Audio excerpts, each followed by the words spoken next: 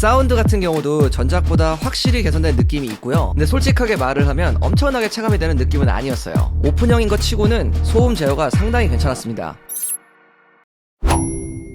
안녕하세요, 별남입니다. 자, 여러분들 요즘 에어팟 살 때 고민이 좀 많이 되시죠? 고를 수 있는 제품들이 생각보다 많다 보니까 아마 에어팟을 처음 접하시는 분들은 이게 좀 고민이 많이 되실 것 같은데요. 실제로 에어팟의 종류는 크게 3가지로 볼 수가 있습니다. 지금 애플 공식 스토어 기준으로 살 수 있는 모델은 에어팟 4, 에어팟 프로 3 요렇게 2가지고요. 에어팟 4 같은 경우는 또 2가지로 모델이 나뉘죠. ANC가 되는 모델, 되지 않는 모델. 거기에 쿠팡 같은 사이트를 이용하면 뭐 프로 2세대까지도 구매할 수가 있어요. 아마 이 모델들이 여러분들이 가장 고민을 많이 하실 것 같아서 오늘 이렇게 준비를 해봤고요. 사실 에어팟 같은 경우는 겉으로 봤을 때는 굉장히 비슷하거든요. 그래서 뭐 써봤을 때도 크게 차이가 없을 것 같은 그런 느낌이 좀 있어요. 근데 제가 이제 에어팟을 또 엄청나게 써본 사람으로서 이 모델들마다 차이점이 제법 명확하게 있거든요. 그래서 오늘은 이런 부분들 위주로 여러분들에게 정리를 해드릴 거고요. 그래서 나한테 가장 잘 맞는 내가 필요한 제품은 어떤 건지 이런 것까지 같이 정리를 해드릴게요. 먼저 에어팟 4는 2가지 버전으로 나왔습니다. 하나는 기본형, 다른 하나는 노이즈 캔슬링 모델인데요. 겉으로 봤을 때는 뭐 거의 똑같다고 볼 수 있는데 기본형은 이름 그대로 아주 단순한데요. 그냥 에어팟 4에 노캔이 없는 정도? 대신 가격은 좀 더 저렴합니다. ANC 모델은 똑같은 외형에 노캔이 들어가 있는 건데 액티브 노이즈 캔슬링, 주변음 허용 모드, 거기에 적응형 오디오까지 들어간 모델이에요. 일단 디자인 자체가 굉장히 가볍고 귀에 부담도 없고요. 예전 에어팟 3보다 하우징이 조금 더 짧아지고 귀에 걸었을 때 조금 더 안정감이 좋아졌습니다. 그래서 하루 종일 끼고 있어도 크게 부담스럽지가 않았어요. 노이즈 캔슬링 써보신 분들 잘 아시겠지만 귀를 막는 이게 인이어 구조가 아니거든요. 오픈형인 것 치고는 소음 제어가 상당히 괜찮았습니다. 대부분 노캔 이어폰들은 다 인이어 타입이거든요. 이렇게 오픈형 타입의 ANC가 들어간 구조가 잘 없기도 합니다. 그래서 장단점이 굉장히 명확한데요. 장점으로는 아무래도 인이어보다는 귀가 답답하지 않고 착용감이 편한 그런 느낌이 좀 크고요. 그래서 장시간 사용을 해도 크게 부담이 안 되는 거죠. 반대로 단점도 명확한데요. 차음성에 있어서만큼은 인이어보다는 좀 떨어집니다. 그래서 외부 소음 같은 게 좀 들리긴 해요. 그리고 2가지 모델 모두 나의 찾기 기능, USB-C 케이스, 무선 충전 모두 다 지원을 하고요. 다만 프로와는 다르게 맥세이프 충전기에 붙지는 않아요. 그래도 전체적으로 갖출 건 거의 다 갖춘 그런 제품이라고 보시면 돼요. 오픈형 이어폰의 장점과 노캔의 조합은 에어팟 4가 가진 가장 강력한 무기지 않나 생각이 듭니다.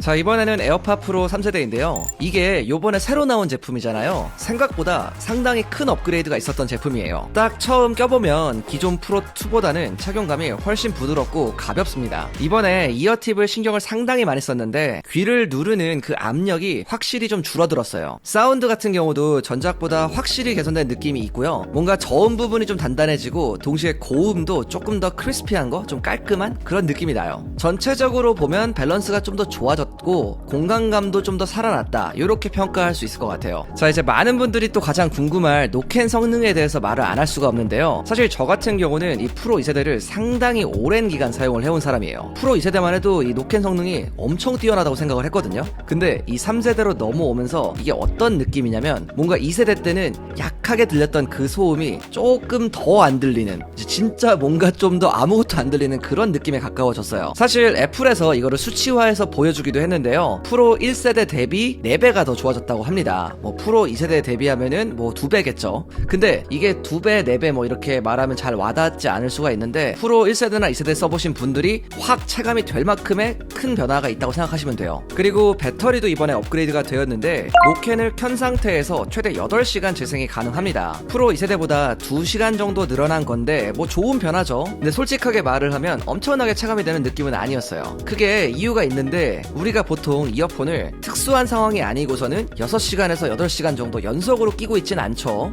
뭐 출퇴근 시간이 길다고 하더라도 한두 시간 정도일 거고요. 뭐 회사에 가면 또 다시 케이스에 넣고 뭐 이러다 보니까 그렇게까지 오랫동안 낄 일이 잘 없습니다. 뭐 예를 들어서 장거리 비행을 나는 좀 자주 한다, 이런 분들한테는 또 굉장히 좋을 수도 있긴 한데 대부분의 일반적인 소비자 분들한테는 엄청나게 게임 체인저 정도까지는 아니다, 이 정도로 설명을 좀 드리고 싶고요. 오히려 저는 이 심박 측정해주는 부분이 또 굉장히 신선하다고 느꼈는데 사실 제가 최근에 이제 운동을 좀 본격적으로 시작하다 보니까 애플워치에 엄청나게 의존을 하고 있거든요. 근데 또 가끔 이제 우리가 애플워치를 뭐 배터리가 다 닳거나 사용할 수 없는 그런 상황이 올 때가 있잖아요. 그럴 때 요 에어팟만으로도 여러분들의 이런 건강 데이터가 다 들어가기 때문에 이거는 진짜 꽤나 신의 한 수지 않았나 싶긴 합니다. 여기에 IP57 방수 방진까지 지원하기 때문에 뭐 요즘에 러닝도 많이 하시죠. 근데 뭐 비가 오는 경우도 있고 뭐 가볍게 땀이 나는 경우도 있잖아요. 이럴 때 약간 에어팟 쓰기가 살짝 부담스러운 면이 있었는데 이 프로3를 사용하신다면 그럴 걱정은 딱히 안 해도 되는 거죠.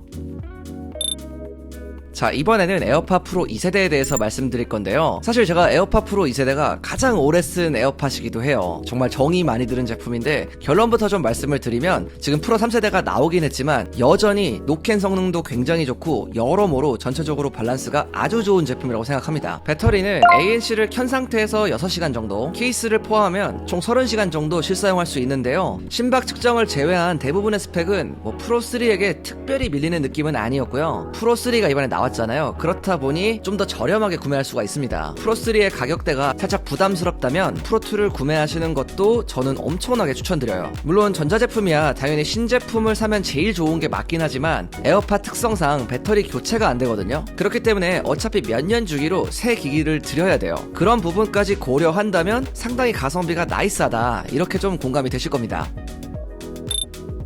자, 이렇게 현재 여러분들이 구매할 수 있는 에어팟들에 대해서 간단하게 좀 알려드렸는데요. 그래서 아마 많은 분들이 물으실 거예요. 그래서 뭘 사야 되냐 하면은 저는 약간 이렇게 정리해볼 수 있을 것 같아요. 에어팟 같은 경우는 크게 나눠보면 이니어 타입, 오픈형 타입 요렇게 있다고 생각이 들어요. 이제 오픈형 타입에서는 뭐 아까 소개드린 에어팟 4 같은 게 이제 거기에 속하겠죠. 여러 가지 얘기를 드릴 수 있지만 제가 봤을 때 가장 핵심적인 부분은 두 가지인 것 같습니다. 노이즈 캔슬링과 착용감, 요 두 가지라고 볼 수가 있을 것 같은데 어떤 분들은 그러실 거예요. 나는 노이즈 캔슬도 뭐 중요하지만 착용감이 그렇게 답답한 건 못 찬다, 이러신 분들이라면 진짜 고민할 것도 없이 에어팟 4 ANC 모델로 가는 게 가장 현명한 선택이고요. 그리고 또 이런 분들도 계실 거예요. 나는 뭐 이니어든 오픈형이든 상관없다, 대신 이 차음성, 바깥 노이즈가 완벽하게 없어지는 게 제일 중요하다, 이러신 분들은 그냥 에어팟 프로 3세대가 가장 답입니다. 그런데 제가 계속 설명을 해드렸듯이 에어팟 프로 2세대도 여전히 성능이 굉장히 좋습니다. 그렇기 때문에 어느 정도 가성비를 좀 따지시는 분들이라면 프로 2세대도 상당히 나이스한 초이스라고 볼 수 있어요. 아무튼 요 정도로 이제 간략하게 정리를 해드릴 수 있을 것 같고, 나는 노이즈 캔슬링 뭐 이딴 거 다 필요 없다, 이러신 분들도 분명히 계실 텐데요. 그런 경우에는 그냥 에어팟 4 기본 모델로 가시면 됩니다. 이게 가장 저렴하면서 이것만 써도 굉장히 편하게 여러분들이 원하시는 거 다 하실 수 있을 거예요. 자, 오늘 이렇게 에어팟 구매 가이드를 한번 정리해 봐드렸는데요. 아마 오늘 영상을 보신 분들은 그래도 나에게 좀 어떤 에어팟이 가장 현명한 선택인가 어느 정도 감은 잡으셨을 거라고 생각합니다. 물론 이게 착용하는 거기 때문에 사람마다 느끼는 부분은 어느 정도 다를 수도 있어요. 그렇지만 제가 최대한 오래 사용해본 경험을 토대로 객관적으로 전달을 드려봤고요. 오늘 영상이 여러분들의 구매에 조금 도움이 됐으면 좋겠습니다. 여러분들 궁금한 사항 있으면 아래 댓글에 남겨주시고요. 제가 준비한 영상 여기까지입니다. 지금까지 별남이었습니다. 바이.